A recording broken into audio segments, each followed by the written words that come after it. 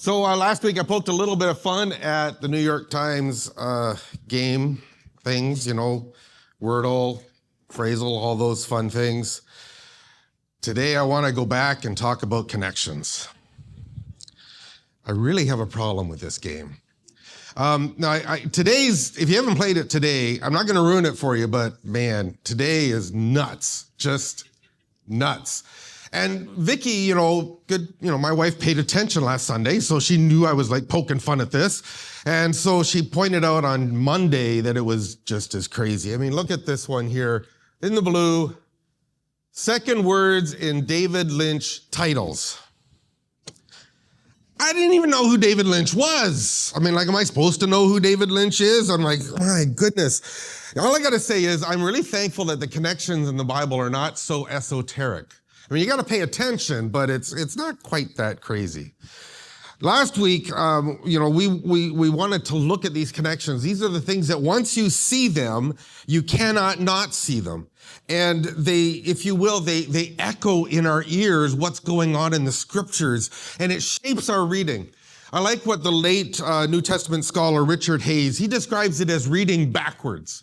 So if you will, we need to learn to see and to hear the Old Testament stories when we're reading the New, and be able to hear those echoes that are in there, and the words and the implications that are sort of pointing backwards. But when we're in the Old Testament, we also need to sort of be reading forward and to be able to see to that to which it is beckoning and that which it's reaching out to.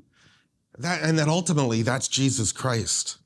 So like last week, we're going to start in the New Testament, and we're going to go back to the Old and spend some time, and then we're going to jump back into the New. But like last week, although I hope this week is not quite as heavy, I do need to give a word of caution, because the story that we're going to be looking at, frankly, it's a little unnerving, and for some it could be triggering. I want to remind us, though, that those dark places in our lives are a place where God is ready to meet us. Remember, David prayed this in Psalm 139. He said, if I make my bed in Sheol, you are there. You're there. And if I say, surely the darkness will cover me, even the darkness is not dark to you. There is no darkness in your life that's so dark that God can't be there. He can bring healing. He can bring life. He can bring restoration in any situation. So this morning, if you're triggered by the story of Tamar, I just invite you, like I did last week, do what you need to do. If you need to be distracted, and then maybe come back later, watch the video, process what's here. But take the time to process. And then if you want to talk afterwards, I'm more than glad to chat. My wife, Vicky, she'll chat with you. Look, find any of the elders or wives, talk to us. We love you. We will help you find resources you need. You are loved. Because our hope here this morning is that as we see these connections, we can see that in them, God brings healing. That we can find God in the middle of these stories, and he invites us to meet him and guides us on a path of healing. So let's start. You ready to go? Okay, we're going to start in Matthew, the Gospel of Matthew, chapter 1. Everybody's favorite passage. Here we go. I'm going to read the first 6 verses. The book of the genealogy of Jesus Christ, the son of David, the son of Abraham. Abraham was the father of Isaac, and Isaac the father of Jacob, and Jacob the father of Judah and his brothers, and Judah the father of Perez and Zerah by Tamar, and Perez the father of Hezron, and Hezron the father of Ram, and Ram the father of Amminadab, and Amminadab the father of Nahshon, and Nahshon the father of Salmon, and Salmon the father of Boaz by Rahab, and Boaz the father of Obed by Ruth, and Obed the father of Jesse, and Jesse the father of David the king, and David was the father of Solomon by the wife of Uriah. All right, raise your hands. How many people, your favorite type of scripture is a genealogy? Anyone? Nobody? There's no nerds out here? Yeah, I tell you, when you're reading through the Bible, there's certain parts that sort of like make us stumble a little bit. I bet you if you've ever invited someone to read the New Testament, even though Matthew's the first book of the New Testament, I'll bet you don't invite them to start there. There's this genealogy. We're like, what in the world is it doing there? What's the point of listing all these names, all these people? Well, there actually is a purpose in the genealogy. It's not just history or trivia. Matthew has an intention here. He's not just playing some, bougie snob game of, pretension, like, look at these famous people I'm related to.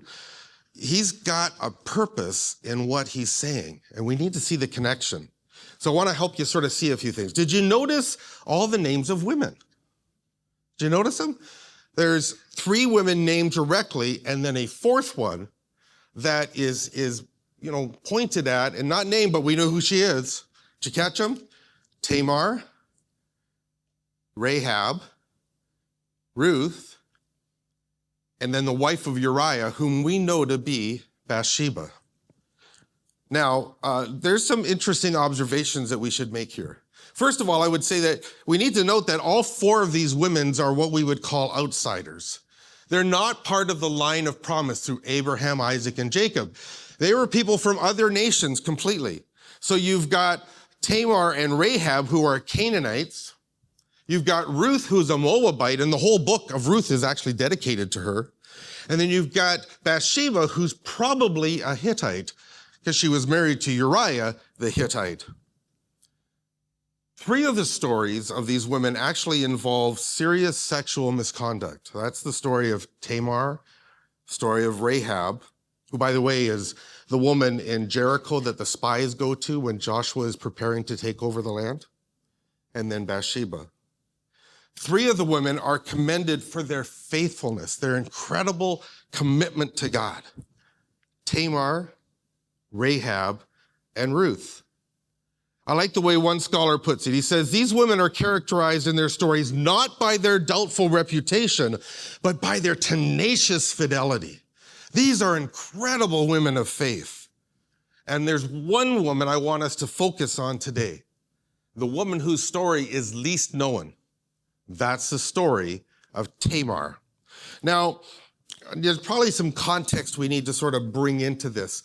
The title of today's message is, the time when Judah interrupted the story of Joseph. So if you've ever read the book of Genesis, you're chugging along and you're reading, and the thing of Joseph gets sold into slavery, and then suddenly you got this chapter on Judah, and you're like, what in the world is this doing here? Well, we'll see in a second what it's doing there.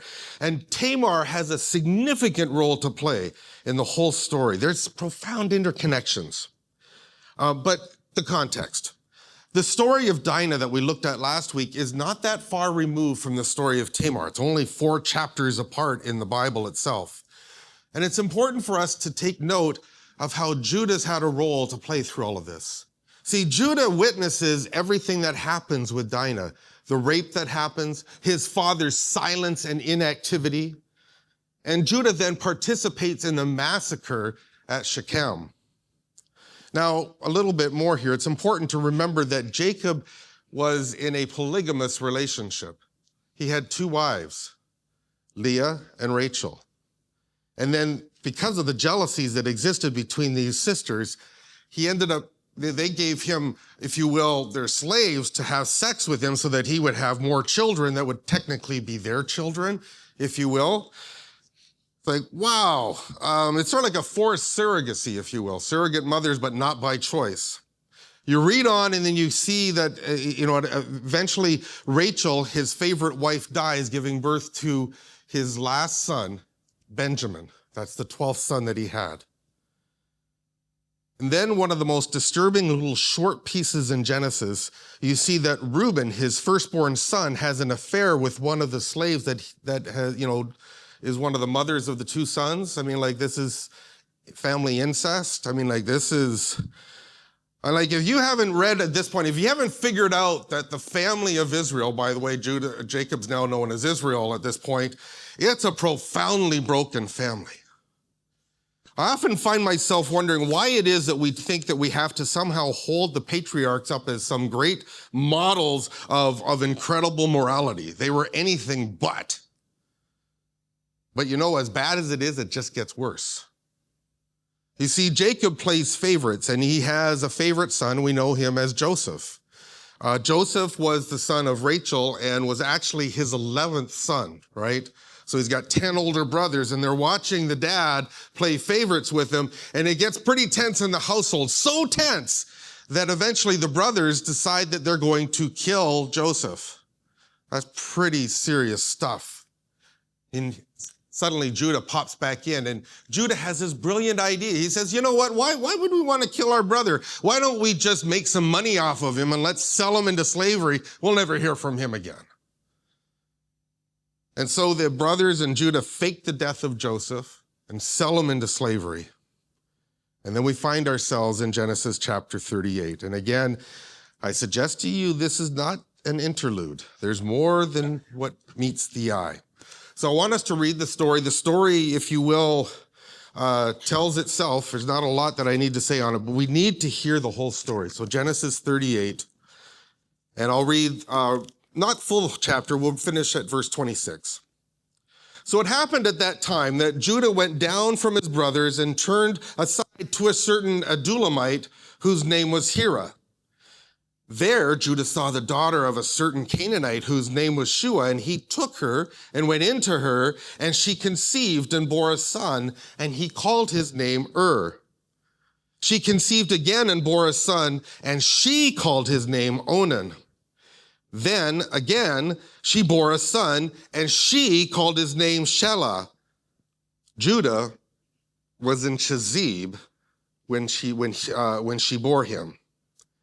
And Judah took a wife for his firstborn son and named her name was Tamar. But Judah's firstborn, was wicked in the sight of the Lord, and the Lord put him to death. Then Judah said to Onan, go to your brother's wife and perform the duty of your brother-in-law and raise up offspring for your brother.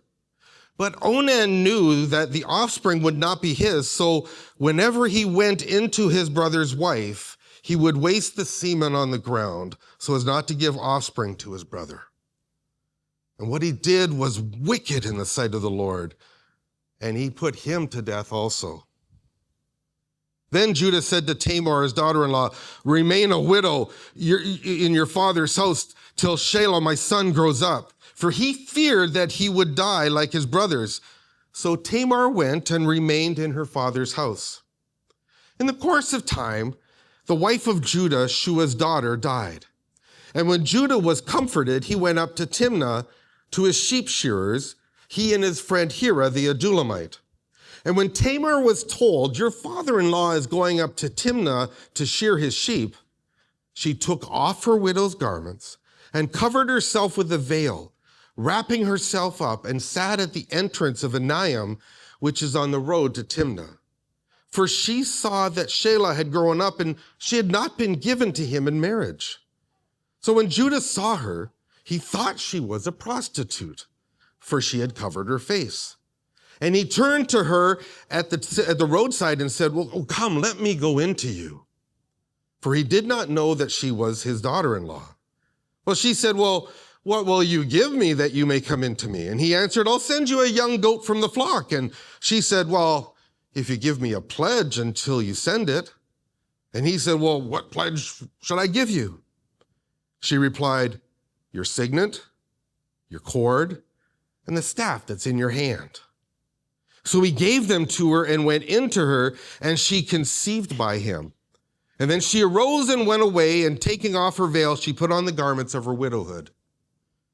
When Judah sent the goat by his friend the Adulamite back to take back the pledge from the woman's hand, he did not find her.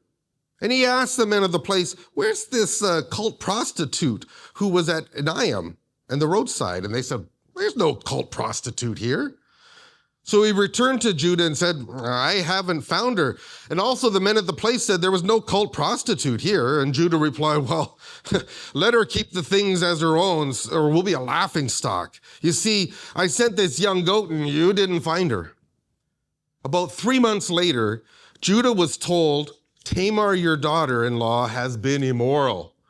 Moreover, she's pregnant by immorality.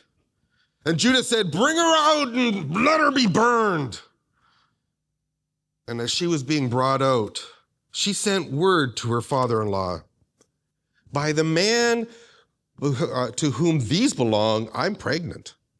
And she said, please identify whose these are, the signet, the cord, and the staff. And Judah identified them and said, she is more righteous than I, since I did not give her my son Shelah, and he did not know her again. Whew. That's a story and a half, right? It's not one of those, in case you missed it, it's one of those, well, you know what? That's X-rated. I plan to miss that one. But again, I want to suggest to you that Genesis 38 is not an interlude. There are subtle connections between the story of Judah and the story of Joseph. They're really intertwined, and I don't have time today to dig into that. You know, they're worried about me preaching long as it is, but maybe an analogy will help. If you've ever read J.R. Tolkien's, the Lord of the Rings, I mean, we've watched the movies, right? But if you've read the books, you know when you come to book number 2, The Two Towers, Tolkien sets it up in sort of a curious way. He tells the story of Frodo in one half of the book, going into Mordor, and then the other half of the book, he tells the story of the battle at Helm's Deep. And it's almost like these two stories are just happening on their own. But the reality is that they're important to the larger plot, and they all come together in the end. So it is with this story of Judah, right sandwiched in the middle of what's going on with Joseph. It's not so much an interruption, it's more like a Tolkien move, if you will. These two stories stand side by side and are interconnected. So keep that in mind as we go through this. Now, I don't know about you, but one of the things that troubled me as I read this passage right up front is the fact that it tells us that God directly kills and Onan. I'm like, really? God killed these guys? Whew. Verse 7 and 10 in the passage are almost identical. In verse 7, it points to Er's character as being wicked. In verse 10, it points to Onan's behavior with Tamar as being wicked. And in both cases, God chooses to wipe them out, take them off the scene. I appreciate how one scholar explains it. He helped me see something I didn't quite observe, but he points it this way. Not since the days of Noah and Sodom and Gomorrah has God taken the life of one who displeased him. And in those cases, it was groups who were annihilated. Is the first individual in Scripture that Yahweh kills. The first. And the second is his brother Onan.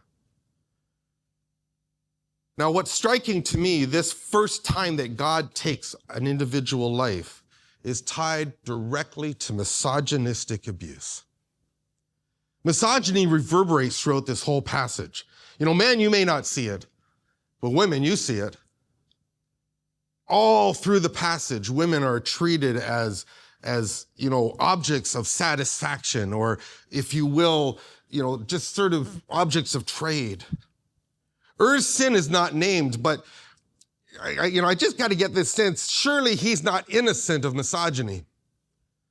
And last week, I focused extensively on this issue. And men, especially men, if you missed last week's message, I'm going to challenge you. I want you to go back and I want you to engage that. I want you to listen and process carefully God's view of women and God's view of men who do not take care of women. In Genesis 34, God's displeasure is all over the place as he describes in multiple words the way that Shechem violated Dinah. Here in Genesis 38, God directly intervenes. And I find that troubling. It's not, I remember once we were in Chicago, early on, I discovered my wife's power of beckoning police. We're driving through the street of Chicago, and this guy runs a red light and cuts in front of us, and she says, "Where's the police when you need them?" Suddenly they were there, so I knew I had to be careful with Vicky.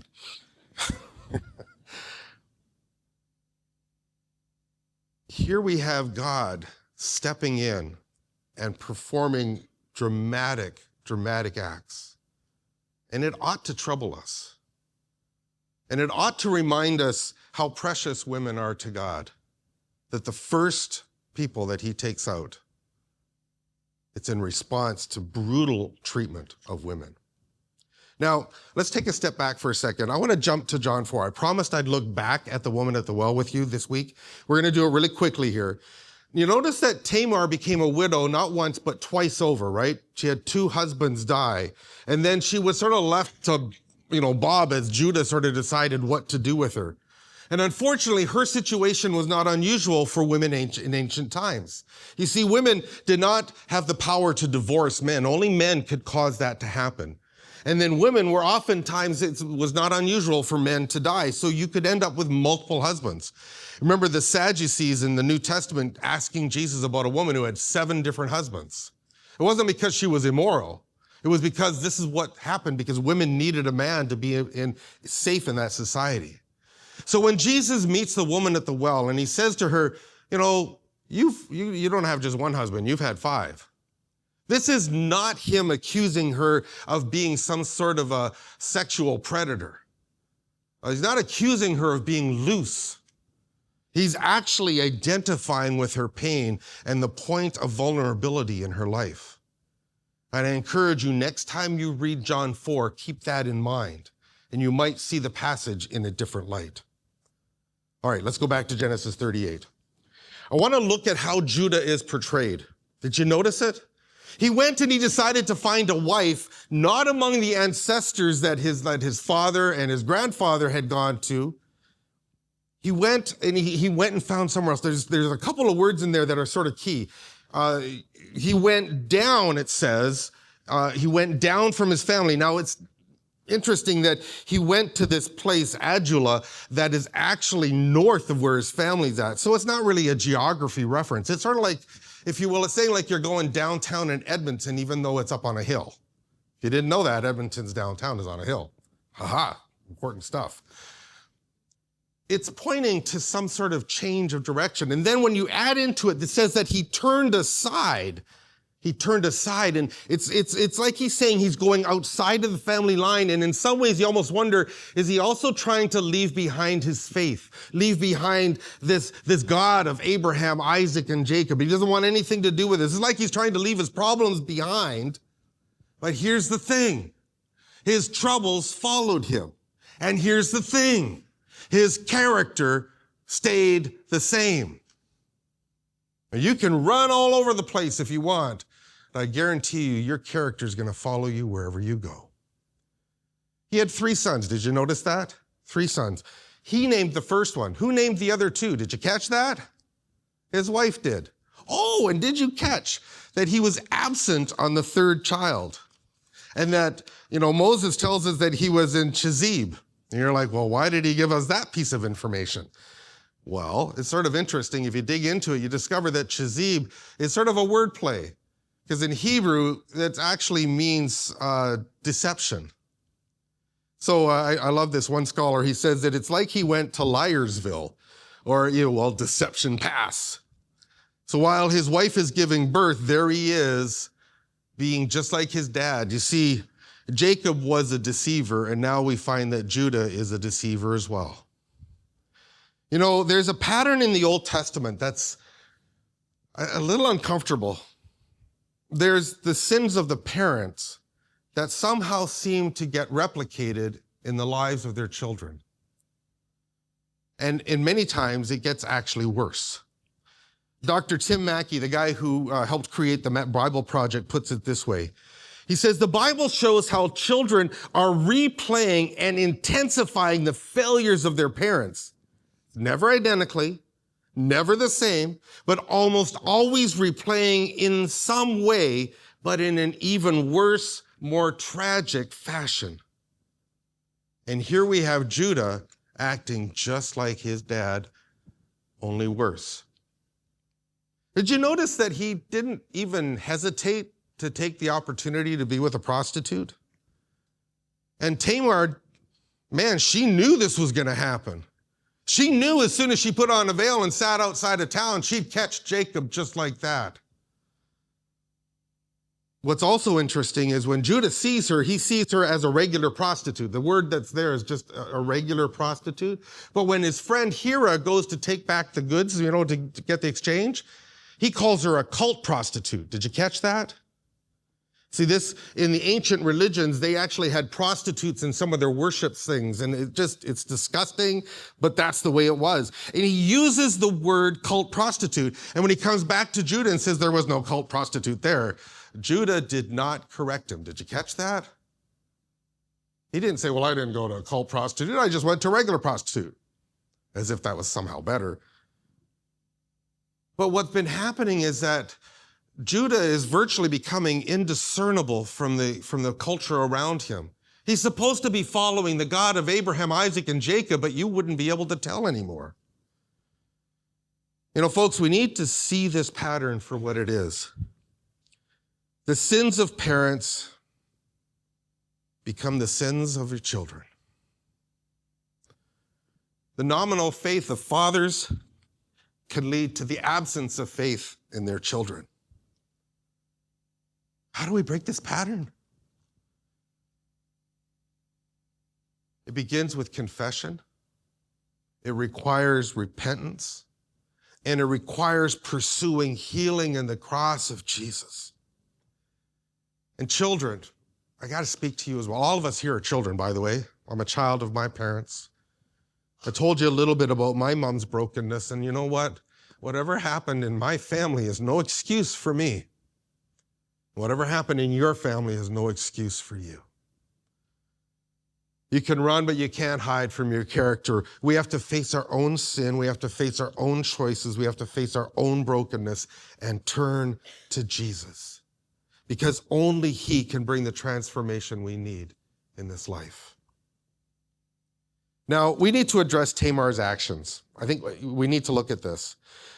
Here she is. She's masquerading as a prostitute. And, you're reading this passage over and over again. There's so much sexual brokenness in the passage. It almost is like he lifted a script out of a Hollywood blockbuster. And you're saying, how can we make sense of this? Because she does this, and then at the end of the passage, she's exonerated. In fact, she's called righteous. Now, I want to clarify something up front. And it's really important that we see this, especially when you're reading in the Old Testament. Just because the Bible records something doesn't mean that it's an endorsement for it. Okay? Just because Tamar dresses up as a prostitute and achieves an aim doesn't mean that God's approving this. Just because Jacob had multiple wives doesn't mean that he's approving of polygamy. Just because there's violence in various pages of the scripture doesn't mean that God is approving of that violence. I remember one of my favorite singer-songwriters in the Christian world back in the 90s was a guy by the name of Rich Mullins. He unfortunately passed away far too early in his time. And he had this one song. It was actually about Jacob. And the lines go like this. It's right there in the Bible, so it must not be a sin. And I'm like, was that tongue-in-cheek? Or is he serious? It can be confusing, can't it? Again, I'm going to go back to Tim Mackey. I really like the way he describes this. He says, when the biblical authors are showing us and exposing severely broken, distorted parts of human nature, individually and also culturally, it doesn't mean that they're endorsing it by the fact that they're narrating it. He says, and he goes on to say, I'm convinced that the biblical authors are trying to bother us because it bothers them too. I agree. In fact, I think it bothers God, and that's why it's there. Why include all these details? I suggest to you that they're there to be a wake-up call for us, because we need to see the brokenness in society and the brokenness in ourselves. We need to see that the patriarchs were human. The patriarchs were broken as well, and we need to see that God's grace is woven from the beginning to the end of the entire Bible. Nothing happens aside from the grace of God. And even in the Old Testament, with all of this stuff, it's almost like it's a confession of sorts. We've talked previously, the last series Bartley did, we were talking about the reliability of the Bible. I mean, what nation would put these stories in as their heroes?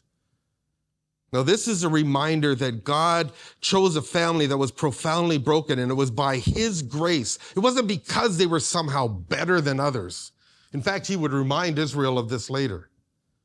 And it's the same grounds by which God works today. All right, so I want to make one final observation from Genesis 38, and then we'll jump back into Matthew.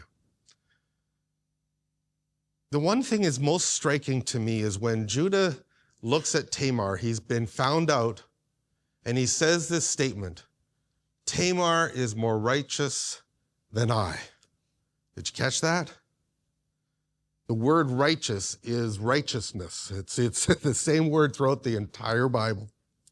Now, there's two ways we can take this. We can take it as a moral sense, so her sins were less morally, blameworthy than his sins. And that's true. Or you could take it in a judicial sense, like if you were to bring the case of Judah and the case of Tamar before a tribune, and that person would look at it and then he would exonerate Tamar, but not necessarily Judah. In reality is both of these senses stand there, but I think there's something more going on. And again, I'm going to turn to this guy, Frank Anthony Spina. He has an amazing book called The Faith of the Outsiders, just a brilliant book. He writes this, viewed in simple moralistic terms, Tamar's actions would lead us to conclude that she is, in the final judgment, no better than Judah. Both have much for which to answer. But viewed in theological terms, Tamar's willingness to go beyond social convention and even risk her life results in her creating conditions where her own future, Judah's future, and even Israel's future fit providentially into God's plan for getting the whole world blessed. It's amazing. What's also amazing about this is that this episode marks it's like a mile marker in the life of Judah, because he changes as a result of what happens here. He changes when he had to come face to face with his own brokenness and his own sin, his treatment of Tamar. And she confronts him, if you will. It was a very risky confrontation. And he responds, and his life changes. It's almost like he's foreshadowing David, King David. You remember the story of King David? After he had a child with Bathsheba and he killed Bathsheba's husband, Uriah, Nathan the prophet came to him and confronted him with his sin, and David faced it head on, and his life changed. So here we have Judah doing the same thing, facing his sins head on, and then he takes Tamar into his life, and he treats her with incredible dignity and respect from there on in. And we also find that in the story of Joseph, as he goes back to that, you find that Judah goes back to his family, restores himself there, and even though he's fourth in line, fourth born, he becomes the leader of all the brothers. And he becomes the guy who leads the reconciliation with Joseph. He's a changed man. That's the power of God when we confess.